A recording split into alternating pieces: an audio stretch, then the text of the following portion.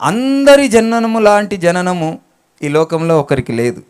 అందరి జననము ఒక విధంగా ఉంటే ఒక్కరి జననం మాత్రం ఒక విధంగా ఉండదు. ఏంటి, ఎవరు అది? ఆయన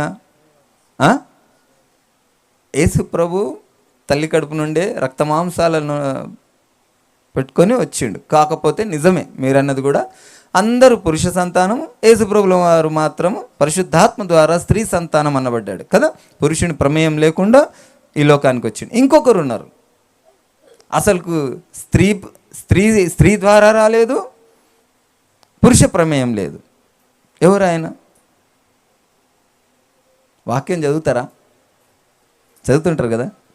మీరు పుట్టుక నుండి చర్చికి పోతుంటారు కదా. మీరైతే పుట్టుక నుండి చర్చికి పోతారు. ఎవరు ఆయన? పురుష ప్రమేయం లేదు, స్త్రీ ప్రమేయం లేకుండా ఈ లోకానికి వచ్చినటువంటి వ్యక్తి ఇంకా గుర్తుకు రాలేదా? ఆదాము కదా.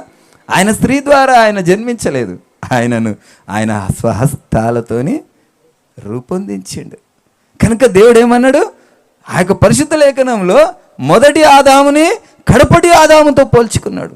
మొదటి ఆదాము ఏమో స్వహస్తాల చేత మట్టి చేత సృష్టిస్తే, కడపటి ఆదామేమో పరిశుద్ధాత్మతో వచ్చి రక్తమాంసాలను సంపాదించి ఈ యొక్క పాపము నుండి విడిపించిండని చెప్తా ఉంటారు.